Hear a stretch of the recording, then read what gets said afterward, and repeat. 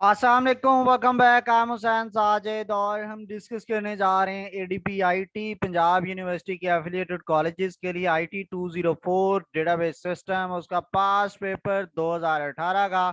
उसका हम solution discuss करने जा रहे हैं। यहाँ पे पहला स्टार्ट करता है, वो 8 शॉर्ट क्वेश्चंस हैं, 2.5 मार्क्स का एक क्वेश्चन है, टोटल आपके 20 मार्क्स का ये शॉर्ट क्वेश्चन का सेक्शन है। इसको पहले स्टार्ट करते हैं। पहला question, draw the diagram of 3 level architecture of a database.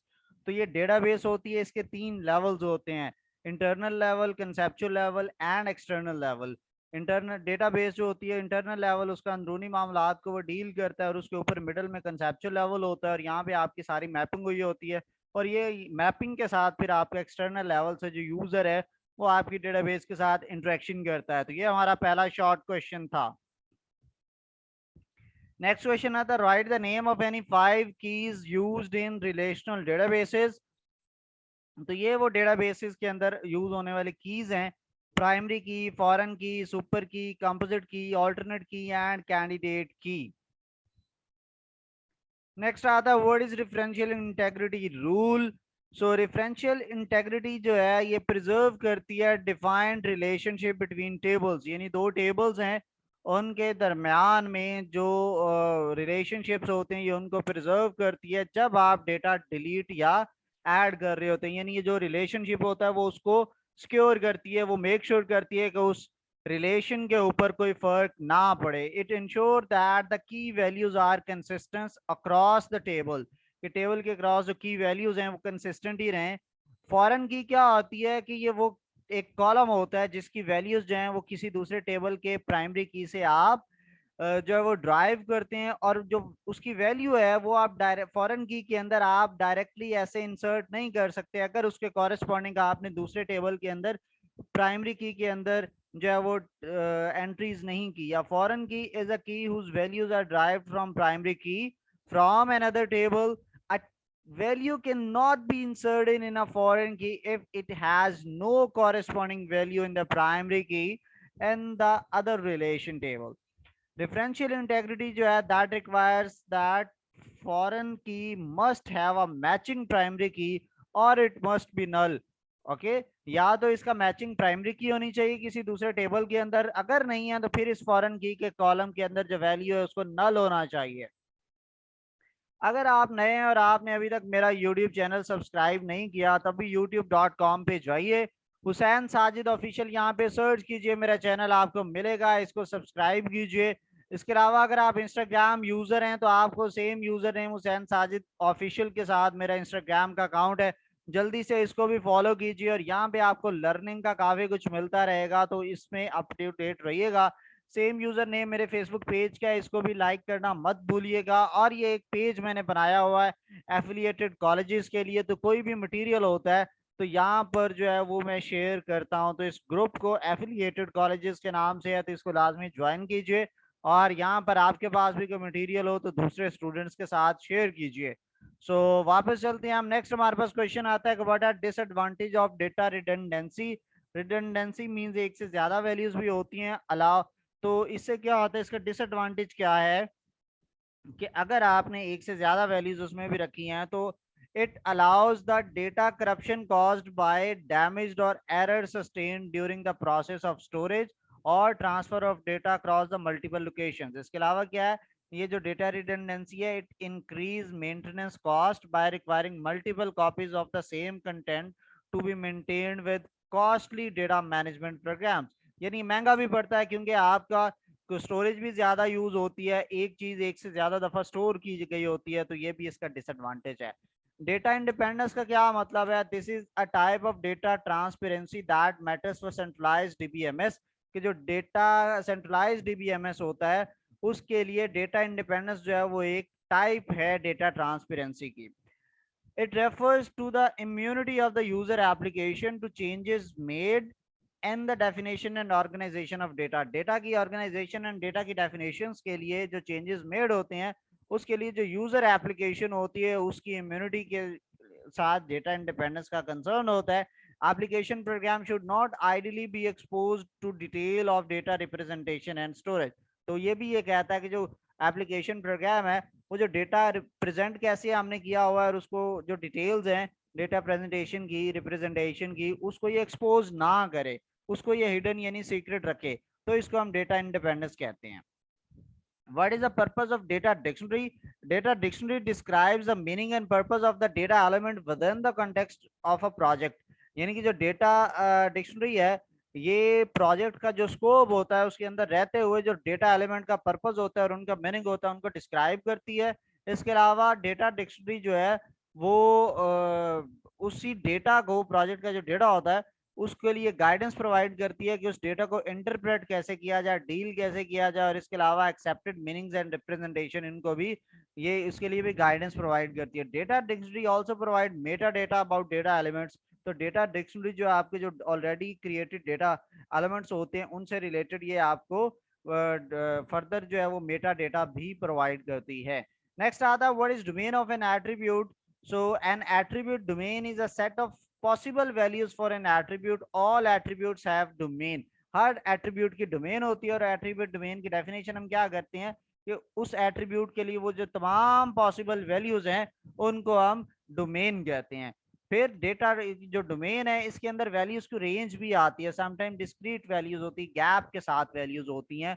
For example आपका जो जीपीए होता है, ग्रेड पॉइंट एवरेज, वो 0 से 4 तक वेरी कर सकता है, ठीक है। सिमिलर डोमेन फॉर जेंडर जो है वो या मेल हो सकती है या फीमेल हो सकती है, आप उसमें वैल्यूज और वैल्यूज की रेंज बता रहे हैं पहले ही। तो ये जो एसोसिएशन है डोमेन की विद एट्रीब्यूट, ये इंश्योर करती है डेटा के इंटेग्रिटी को भी, ठीक है, डेटाबेस की। और ये जो डोमेन है ये नॉर्मली आप इसको डिफाइन करते हैं in the form of data type and some additional constraint like range constraint. For example if the data type of a field is integer it can only store integer value. यानी कि आप GPA की बात करते हैं, आप कहते हैं वो रियल वैल्यूज हैं 0 से 4 के दरमियान। एक तो आपने उसमें डेटा टाइप स्पेसिफाई कर दी, अब उसमें आप नेम स्टोर नहीं कर सकते। दूसरा आपने उसको स्पेसिफाई कर दिया 0 to 4, तो अब उसमें आप 15 या 20 जीपीए एंटर नहीं कर सकते। तो रेंज साथ आपने उसकी डेटा टाइप दोनों इसमें क्लैरिफाई कर दी होती हैं। What is difference between attribute, base attribute and derived attributes. तो एक ऐसा एट्रीब्यूट जिसको आप यूज करते हैं ताकि उससे किसी दूसरे एट्रीब्यूट की वैल्यूज को निकाला जा सके, तो इसको हम बेस एट्रीब्यूट कहते हैं। फॉर एग्जांपल आपकी डेट ऑफ बर्थ आप मुझे बताएंगे तो मैं बता दूंगा अच्छा आप इतने साल के हैं, तो इसका मतलब आपकी डेट ऑफ बर्थ की वजह से मैंने आपकी एज को ड्राइव किया है, तो आपका जो डेट ऑफ बर्थ है वो आपका बेस एट्रीब्यूट है। ड्राइव्ड एट्रीब्यूट ऐसा कहते हैं एट्रीब्यूट होता है जिसकी वैल्यूज जो है वो किसी दूसरे एट्रीब्यूट को यूज करते हुए आप निकाल सकते हैं, उसको ड्राइव्ड एट्रीब्यूट कहते हैं। और हम ड्राइव एट्रीब्यूट को टेबल से रिमूव भी कर सकते हैं, कर दें, फिर भी जो है इस एट्रीब्यूट की जो वैल्यू है वो आपको पता कैलकुलेट की जा सकती है बाद में। जैसे ऊपर एग्जांपल दिया, आपकी एज से, आपकी डेट ऑफ बर्थ से आपकी एज का पता चल जाता है, तो डेट ऑफ बर्थ आपका बेस एट्रीब्यूट था और आपकी एज जो है वो आपका ड्राइव्ड एट्रीब्यूट है। नेक्स्ट आपका क्वेश्चन नंबर 3 है, इसमें आपने किया डायग्राम बनानी है। ये हमारे पास एक स्टेटमेंट है इसकी, a library provide a book to borrow, provides books to borrowers, कि जो लाइब्रेरी है वो किताबें जो है वो उधार लेने वालों को किताबें उधार पे देती है, ठीक है। Each book is described by title, edition, year publication and uniquely identified by ISBN. अब ये बुक एक एंटिटी है हमारे पास, इसके 4 एट्रीब्यूट हैं, एडिशन, ईयर ऑफ पब्लिकेशन और टाइटल और इसका आईएसबीएन नंबर, और आईएसबीएन नंबर इसके प्राइमरी की यानी आइडेंटिफायर है। फिर नेक्स्ट आता है borrower is described by his or her name, address and uniquely identified by the borrower number। तो इसका मतलब है ये borrower एक आइडेंटिटी है और ये आगे उसके एट्रीब्यूट्स हैं। The library maintain one or more copies of each book. Each book is uniquely identified using copy number, status and indicating if the book is available for loan, the allowable loan period of a given copy, ठीक है। तो इसके अंदर copy क्या है, book की जो copy है वो एक सेकंड एंटिटी है, इसका कॉपी नंबर जो है वो इसका प्राइमरी की है, आइडेंटिफायर है, और स्टेटस और लोन पीरियड इसके दूसरे जो हैं वो एट्रीब्यूट्स हैं। फिर बारोवर में लोन, ठीक है, बारो कर सकता है वन और मैनी बुक्स, तो ये बारोवर जो है वो आप कह सकते हैं और आइडेंटिटी है, और लोन कर सकता है वो बोरो कर सकता है बुक्स को, ये उसका रिलेशनशिप है। और इस बुक का जो है डेट इसके साथ मेंशन है, लोन आउट और लोन रिटर्न, तो ये उसके 2 एट्रीब्यूट्स है। लोन नंबर इसकी प्राइमरी की आइडेंटिफायर है, ठीक है। ये पहला है एट्रीब्यूट आइडेंटिटी हमारे पास बुक की। इसके अंदर आप देख सकते हैं ISBN इसका एक एट्रीब्यूट है, और ये आइडेंटिफायर है, टाइटल, एडिशन और ईयर पब्लिश इसके 3 और एट्रीब्यूट्स हैं जो हमें यहाँ पे स्टार्ट में बताए गए हैं। नेक्स्ट वो बताता है कि, तो उसको पढ़ के मुझे जो लगा है कि बुक की कॉपी जो है वो एक सेकंड हमारे पास एट्रीब्यूट है, सेकंड एंटिटी है, और इसके 3 एट्रीब्यूट्स हैं, copy number, status and loan period. Next book loan आता है हमारे पास, इसका 3 एट्रीब्यूट्स हैं, date out, loan number return, date return. तो ये जो 3 इसके एट्रीब्यूट्स हैं, इसमें जो लोन नंबर है वो इसका क्या है, प्राइमरी की है, ठीक है, आइडेंटिफायर है। और फिर बुक लोन एक चौथी एंटिटी है, इसमें नेम है, एड्रेस है और बारवर नंबर है। तो ये 3 एट्रीब्यूट्स हैं इसके, और बारवर नंबर इसका आइडेंटिफायर है। ये इसके दरमियान में हमने इकट्ठा रिलेशनशिप दिखा दिया है। जो बुक है उसके ये एट्रीब्यूट्स हम ऑलरेडी डिस्कस कर चुके हैं। ये वन और मैनी इसकी बुक कॉपीज हो सकती हैं, ठीक है। तो ये बुक प्रोवाइड करती है अपनी बुक की कॉपीज, तो ये प्रोवाइड्स का इसमें रिलेशनशिप आ गया, और वन और मैनी कॉपीज ये प्रोवाइड करती है, और ये कॉपी के एट्रीब्यूट्स आ गए। फिर ये जो बुक कॉपी है ये किसी एक ही बुक की कॉपीज हो सकती हैं, यानी आप फिजिक्स की बुक पढ़ते हैं तो मेन उसका मास्टर पीस एक ही है फिजिक्स, फिर उसकी चाहे हजारों या लाखों कॉपीज आपको पाकिस्तान में मिलती हैं, ठीक है। और ये एक कॉपीज जो है उनकी master copy one and only one ही हो सकती है, तो ये वन एंड मैंडेटरी वन का रिलेशनशिप है।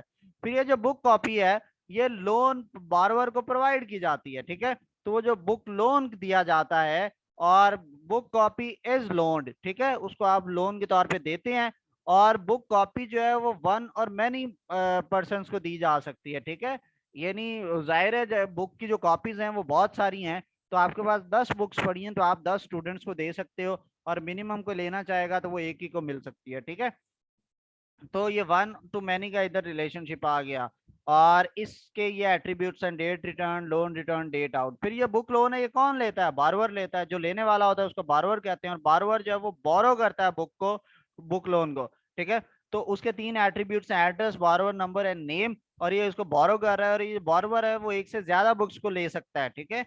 वो फिजिक्स, केमिस्ट्री, बायो 3 बुक्स भी ले सकता है, तो ये वन टू मैनी का रिलेशनशिप है। लेकिन जो बुक लोन है वो एक बुक एक ही बंदे को दी जा सकती है, तो वन एंड ओनली वन बॉर्रोवर उस बुक का हो सकता है, ठीक है। ऐसा नहीं है कि एक बुक 2 बंदे अपने घर लेके गए हो, फाड़ के तो नहीं लेके जाएंगे ना, एज इट इज लेके जाएंगे तो वो किसी एक के ही घर जाएगी, तो ये वन टू वन का रिलेशनशिप है। नेक्स्ट आता है आपने टेबल को नॉर्मलाइज करना। ये कस्टमर का टेबल है, इसमें customer ID, customer date, customer sorry order ID, order date, customer ID, customer name, customer address, item ID, item name, item quantity and item की प्राइस जो है ये गिवन है। और ये हमारे पास एक टेबल है, उसके ऊपर मल्टीपल एट्रीब्यूट्स हैं। अब यहाँ पे देखा जाए तो कोई भी मल्टी वैल्यूड एट्रीब्यूट नहीं है, तो ये ऑलरेडी फर्स्ट नॉर्मल फॉर्म में हमारे पास टेबल। इसको सेकंड नॉर्मल फॉर्म में लेके जाना है, as we can see that we are not given with specified primary key. अब यहाँ पे एक चीज है, प्राइमरी की का उसने बताया ही नहीं है, तो सेकंड नॉर्मल फॉर्म के लिए कंपोजिट की नहीं होती तो वो टेबल सेकंड नॉर्मल फॉर्म में हो ही नहीं सकता, मतलब वो ऑलरेडी सेकंड नॉर्मल फॉर्म में है, तो उसको आप फर्दर सॉल्व नहीं करेंगे। सो फिर हम क्या करेंगे इसके लिए, हम उसके लिए प्राइमरी की खुद से अज्यूम करते हैं कि ये जो ऑर्डर आईडी और कस्टमर आईडी है ये इसकी प्राइमरी की है। सो अब हमने इसमें चूंकि पार्शियल डिपेंडेंसी आएगी क्योंकि 2 कॉलम है, तो ये देखें ऑर्डर डेट जो है उसका कंसर्न ऑर्डर आईडी के साथ है, कस्टमर नेम का कंसर्न कस्टमर आईडी के साथ है, डेट के साथ नहीं है। तो इसका मतलब कुछ एट्रीब्यूट्स एक प्राइमरी की पे डिपेंड कर रहे हैं, कुछ दूसरे पे। तो जब आधे एट्रीब्यूट एक पे डिपेंड करें आधे दूसरे पे, तो इसको हम बोलते हैं पार्शियल डिपेंडेंसी। तो हमें ये पार्शियल डिपेंडेंसी रिमूव करनी है, तो इसमें से ये वाला जो है ना पहले 2 कॉलम्स, इनको हमने सेपरेट कर लिया, और उसमें ये जो 3 रोज थी सेम थी तो इसको भी एक बार लिखेंगे, ये 2 रोज सेम थी एक तो इसको एक बार लिखेंगे। तो यहाँ पे आप देखें ऑर्डर आईडी, ऑर्डर डेट, ये 605 ऑर्डर आईडी की ये डेट है, और 606 ऑर्डर आईडी की ये डेट है। फिर हमें इधर गिवन है ये अगले 3 एट्रीब्यूट, कस्टमर का एड्रेस, कस्टमर का नेम, कस्टमर आईडी, तो इसका सेपरेट हमने टेबल बनाया। और ये जो पहला था नवीद, ये 3 बार ये चीजें रिपीट हो रही थी, ये भी एक बार आएगा, ये 2 बार रिपीट हो रही हैं, ये भी एक बार आएगा। जो रिमेनिंग बचते हैं ये वाले, ये सारे चले जाएंगे इस वाली प्राइमरी की और इस वाली के साथ, इस तरह से ये पहली प्राइमरी की, ये दूसरी प्राइमरी की, और रिमेनिंग कॉलम्स हमारे पास आ गए, ठीक है। अब यहाँ पे हम देखें तो ये थर्ड नॉर्मल फॉर्म में भी नहीं है क्योंकि ट्रांजिटिव डिपेंडेंसी है। ट्रांजिटिव डिपेंडेंसी क्यों है, क्योंकि नॉन की एट्रीब्यूट के ऊपर डिपेंडेंट है। आप देख सकते हैं कि जो आइटम क्वांटिटी है वो आइटम आईडी पे डिपेंड, जो आइटम नेम है वो आइटम आईडी पे डिपेंडेंट है। तो आइटम आईडी तो प्राइमरी की है ही नहीं, तो इसको तो उस पर डिपेंडेंट नहीं होना चाहिए, ठीक है। तो अगर उसको नहीं होना चाहिए तो हमें इनको ब्रेक करना है। तो पहले वाले 3 कॉलम एज इट इज रहे, ये 2 कॉलम्स। थर्ड ये जो कॉलम है इसको हमने ब्रेक किया। इसमें से कैसे ब्रेक किया? आइटम आईडी, आइटम नेम और आइटम प्राइस ये हमने इलादा कर दिए, ठीक है। और बाकी जो हैं 2 कॉलम्स बचते हैं, पहले 2 ऑलरेडी प्राइमरी की थे। इधर से आइटम की क्वांटिटी और आइटम की आईडी, ये 4 कॉलम मिलते हैं और एक सेपरेट टेबल बन जाता है। अब ये 4 टेबल आपके फाइनल जो है, इसको आप कह सकते हैं कि ये आपका फाइनल थर्ड नॉर्मल फॉर्म तक टेबल हमारा कन्वर्ट हो गया। नेक्स्ट आता है जी, फॉलोइंग टेबल्स हैं, इनकी क्यूरीज को लिखें। ये हमारे पास मेन टेबल गिवन है कि एक एम्प्लॉय का टेबल है, उसमें employ number, employ name, job, salary, hire date, commission, manager, department number, ये उसकी जो है वो एट्रीब्यूट्स हैं, ये कॉलम्स हैं एम्प्लॉय टेबल के। डिपार्टमेंट का टेबल है, उसमें डिपार्टमेंट नंबर, डिपार्टमेंट नेम और लोकेशन हमारे पास अवेलेबल है। ये दूसरा टेबल है। क्या रहा है हमें कि list all employ having first letter in their name W और के। उन एम्प्लॉयज की नेम लिखें कि जिनके नाम के अंदर डब्ल्यू और के आता है, and they don't belong to the department number 10 और 20, यानी 10 या 20 से उनका कोई कंसर्न नहीं है। तो आपने इसके बारे में क्यूरी लिखनी है। तो select asterisk for employ where, जो ई नेम है, it should be like W percentage, पहला लेटर डब्ल्यू होगा, उसके बाद कुछ भी आए, या ये जो ई नेम है ये लाइक हो के परसेंटेज, यानी स्टार्टिंग लेटर के हो उसके बाद कुछ भी हो, and department number not in 10, 20, department number जो है वो 10 और 20 के दरमियान में नहीं होना चाहिए, ठीक है। तो ये हमारे पास इसकी पहले की क्यूरी आ गई। नेक्स्ट हमें वो क्यूरी कहता है display employ name, employ number, department name, department number of all employ working as a clerk, यानी उनकी जो जॉब है वो क्लर्क की है। Select EMP dot employ number, क्योंकि एम्प्लॉय नंबर ईएमपी के टेबल में है, नेम भी ईएमपी के टेबल में है, डिपार्टमेंट नंबर भी ईएमपी के टेबल में है, लेकिन डिपार्टमेंट नेम जो है वो कहाँ पर है आपके पास? सेकंड वाले टेबल के अंदर है, ठीक है।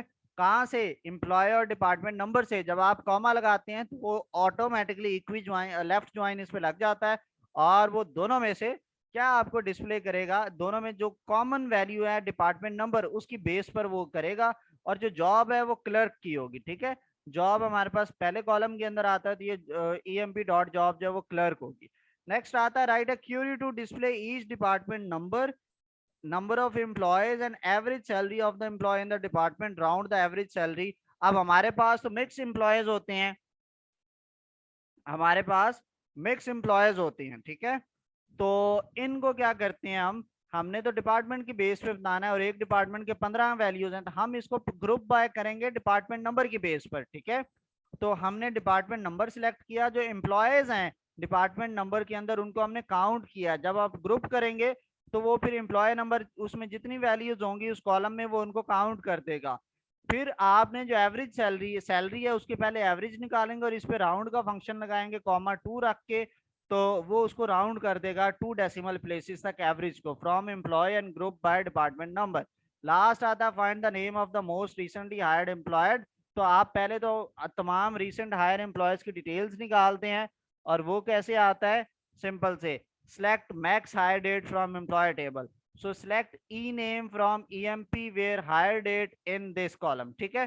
तो इस बेस पर आप उसको सिलेक्शन कर लेते हैं रिसेंटली एम्प्लॉयज।